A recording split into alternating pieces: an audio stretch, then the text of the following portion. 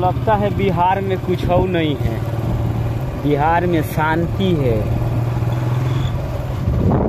घर बनाइए रोड के किनारे और ये फूल पौधा की ज़रूरत नहीं है। ये प्राकृतिक यहाँ के इतना खूबसूरत सुंदर अद्भुत है, क्या बताया जाए। और बोलता है बिहार में उधर रहती है यार, क्या पेड़ पौधा है भाई, क्या रोड है।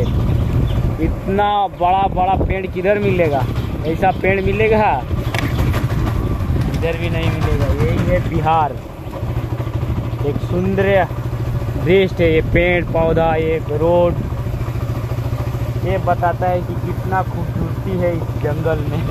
जंगल नहीं है, गांव है, अपना गांव है।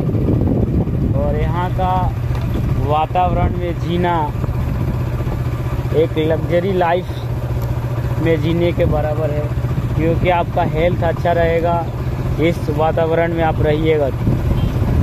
आपको ऑक्सीजन, हर पेड़ पौधा के ऑक्सीजन आपको अच्छी सेहत के लिए मिलेगा। और शहर में रहिएगा गाड़ी के हवा खात मर जाइएगा। इसके लिए गांव में भी घर होना बहुत ज़रूरी है, क्योंकि सब गांव में ही आते हैं। और गांव की खूबसूरती देखिए, कितना खूबसूरती है गांव में, इतना खूबसूरती।